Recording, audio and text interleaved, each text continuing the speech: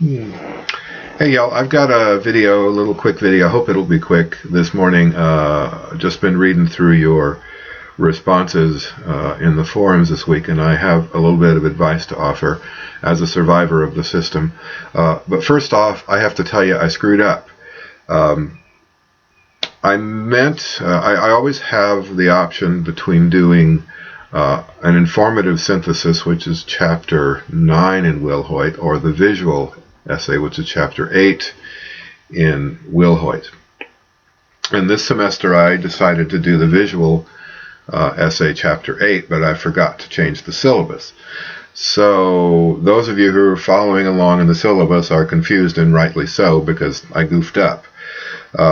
My intention was to do what I sent out in the announcements last week, the visual analysis of a visual text. That's chapter 8 in Wilhoit. So it's my fault, and I have to accept the responsibility for my screw up. But it doesn't look like too many of you have chosen topics yet, so I think we're okay. However, here's the deal. If you feel like you need an extra week, then we can take an extra week because of my screw up. But what happens is this: I've designed my classes deliberately so the last week of class you really don't have anything to do. I know we're all going crazy trying to get other classes done and trying to get finals in and stuff like that. And so I specifically designed my classes so the last week there's almost nothing to do. You've got your final research project in, I've graded it and got it back to you. You pretty much know what your grade's going to be. And in my class, you can kick back that last week. So and that's designed into my syllabus. So here's the deal.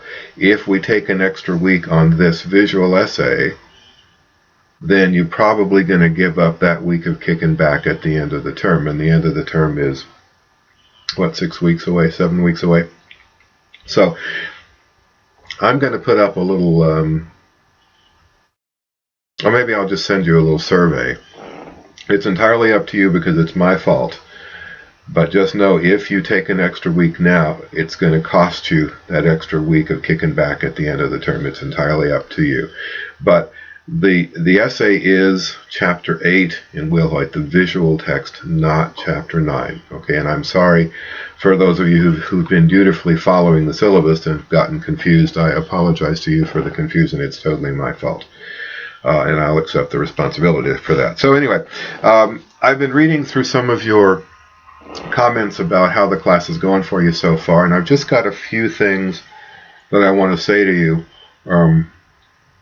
that I've learned over the years. I got to tell you, when I first started teaching online, I found it very difficult, and I almost quit the first couple of terms. I almost said, I'm not going to do this. It's too much trouble. There's no doubt that an online class is more challenging in some ways than a campus class. And it mostly has to do with time management.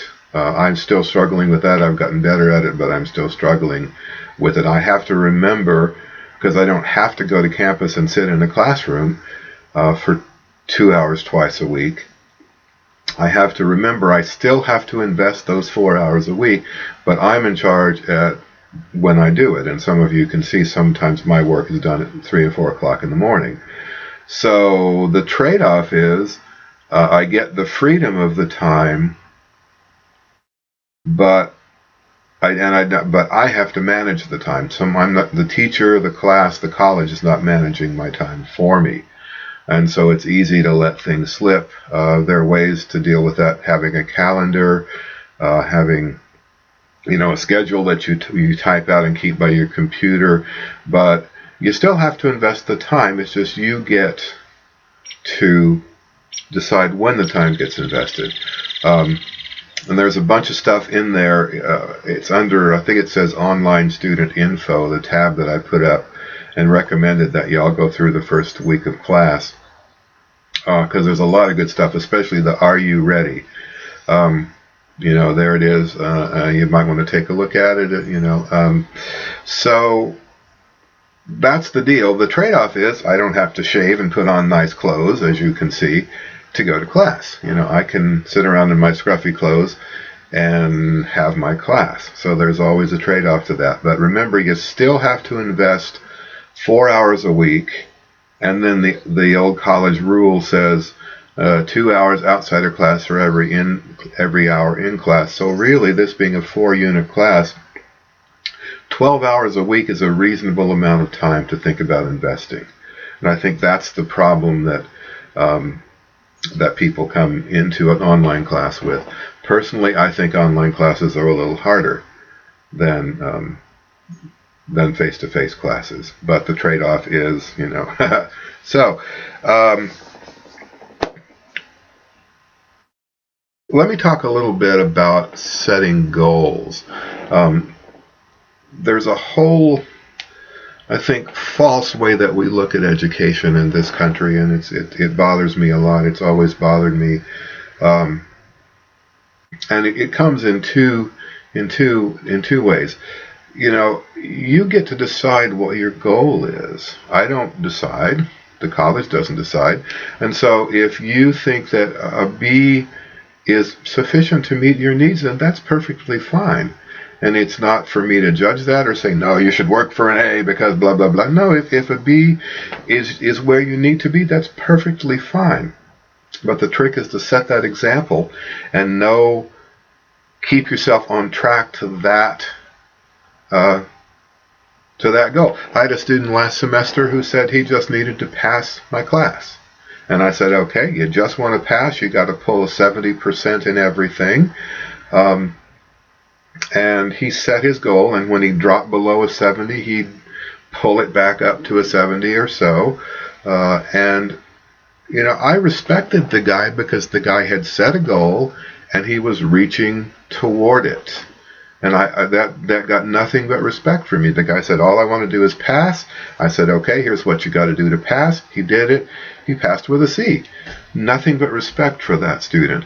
On the other hand, the students who bother me are the students who say, I'll do whatever it takes to get an A, but won't even open the textbook or won't even come to class. So that student ought to notice there's a disconnect between what you're saying and what you're doing.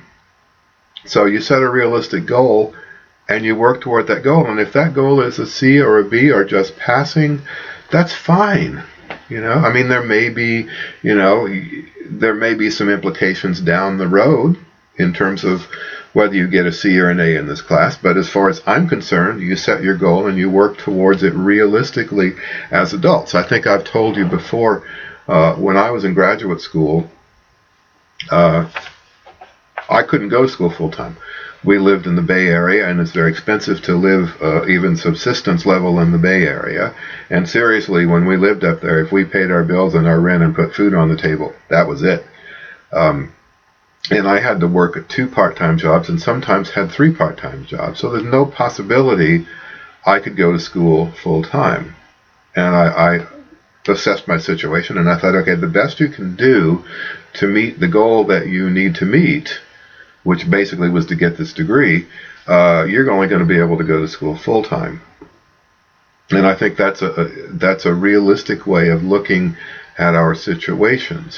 People who are working full-time and have a family and carrying 15 units, you can't do it over the long term.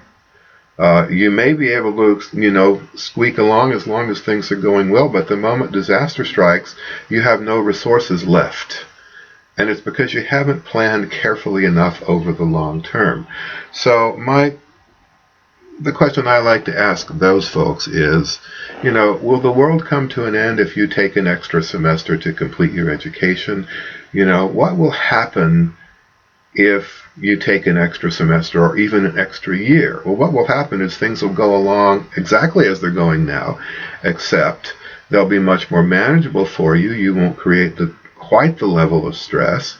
You'll probably have a better chance of success, and you'll get your degree, as opposed to the very common model of the student who has that full-time job and has that family and is carrying 15 or 16 units, and something goes wrong and you crash and burn because you've got no resources left. You've got no emotional, even physical resources. So I know we all think we're Superman, but I feel from some of you that you're kind of in that boat. So the question to ask is, what would actually happen if you took another semester? What would actually happen if you took a year? Probably nothing, except your stress level would decrease. We don't market education in that way. Got to get through, got to get that degree, got to get that job. But, that's a false model, in my opinion, and it damages a lot of students in ways that could be avoided if everybody took a more realistic look. Couple of things.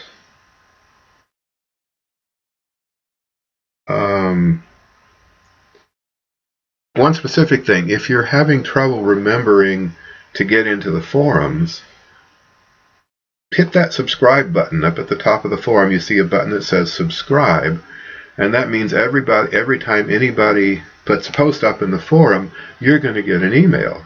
And then you'll see that in your inbox, and you'll say, oh, I haven't been in the forum for 2 days, I need to get in there. It clutters up your inbox. Like, for instance, this morning, when I woke up, and I went to my computer, and all of you, of course, had popped in yesterday to do your Thursday post. I had 40 or 50 or 60 email messages in my inbox saying so-and-so put a post up, so-and-so put a post up. And I simply went and deleted all those emails because the content of the message is not there. It's just a notification. So I could delete those, but that reminded me that there's a bunch of responses that I needed to get into the forum and at least read, if not respond to. So it helped me remember that instead of going out and working in my garden, which I prefer to be doing this morning, I need to do that first and then go work in my garden. So if you're having trouble remembering the forums, subscribe to them. It's a little clunky, but it really helps me, and I think it'll help you develop the discipline of getting in there. I know we're all crazy busy, and this class is not the most important thing in your life. I totally get that. But, there's a lot of folks who are, your lack of participation in the forum is really hurting your grade, and it's pretty easy to fix that. The other thing that I want to talk about, let's see, I got my little list here. If I make suggestions on your paper, you need to review this thing right here, then go and review that thing right there. There's all kinds of resources up there, and if you need extra help, I'm happy to help. But, my comments are not so I can practice my typing. My typing is lousy. I type with those 3 fingers, and my typing's always going to be lousy, so I'm not marking those. I don't know if you can hear, there's a blue jay squawking right outside my window. I don't know if you can hear him or not. It's not so I can practice my typing. I'm making those comments to help you, but you have to go and do the review that I'm suggesting. And I think most of you are doing that.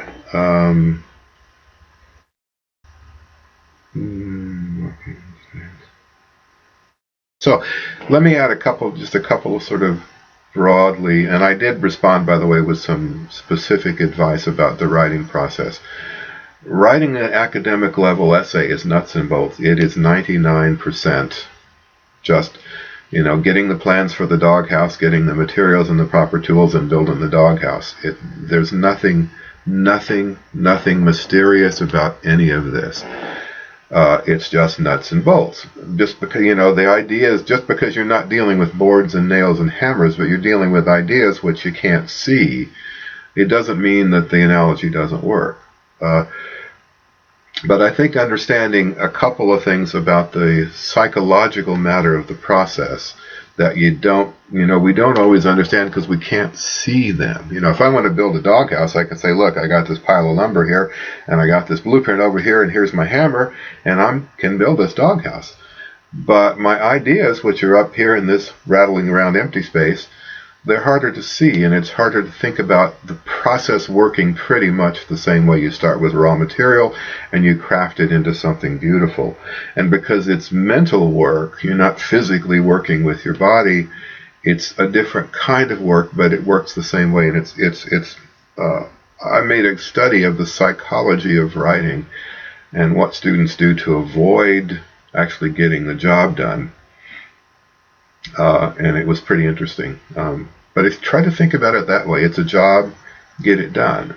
You know, if you don't understand, ask for clarification, but don't expect it to happen by magic. No good writing happens by magic. There's a guy called John Steinbeck, and he wrote a novel called The Grapes of Wrath, I think it is, or East of Eden. I forget which one it is. One of his big novels.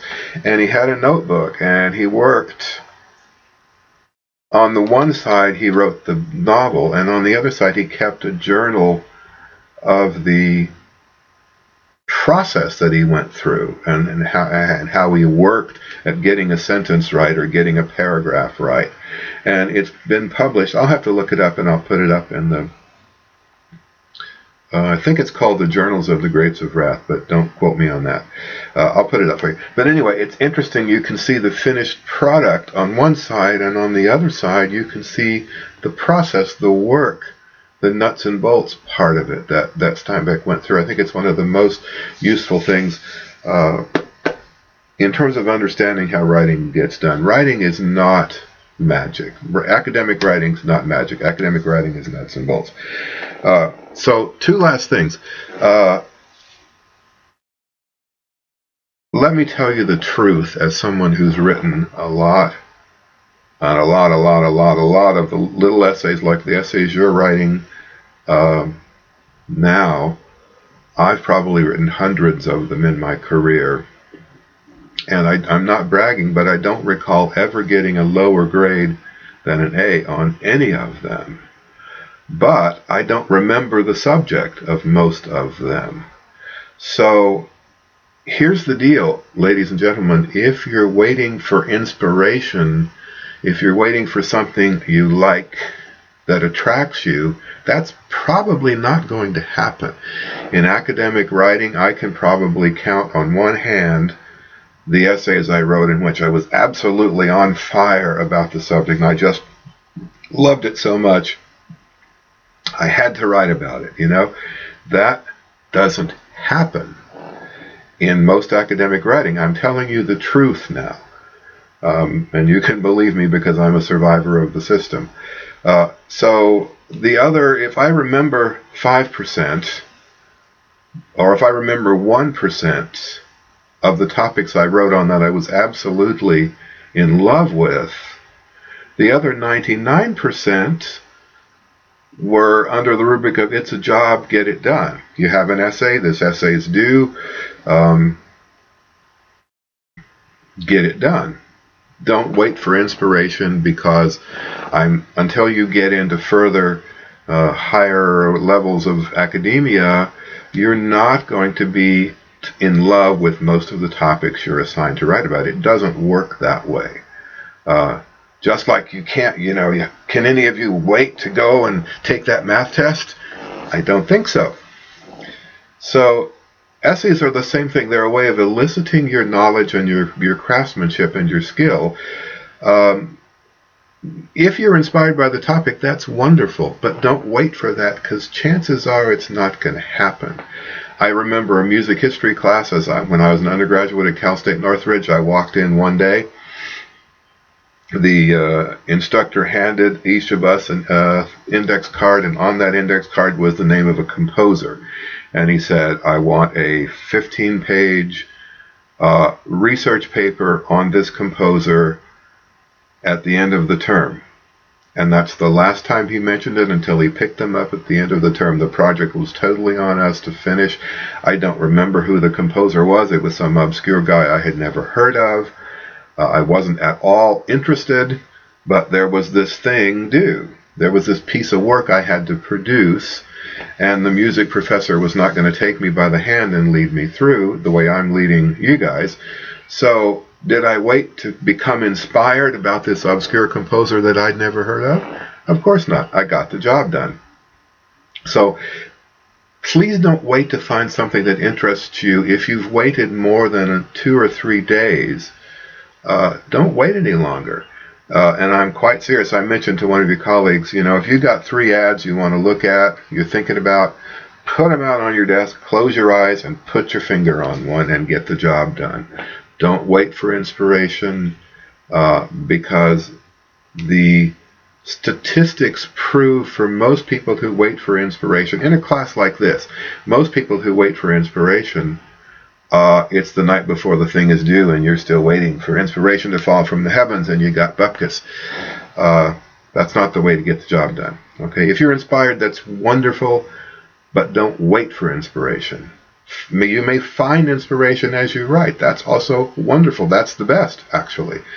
To write on something you don't care about and find you do care about, or find that you do care about learning something new about something you knew nothing about before. But anyway, don't wait for inspiration. Don't wait to like everything you're writing on, because, let me say it one more time, in most cases, for most of you, you will not be interested in what you're writing on. I'm sorry, but that's the truth.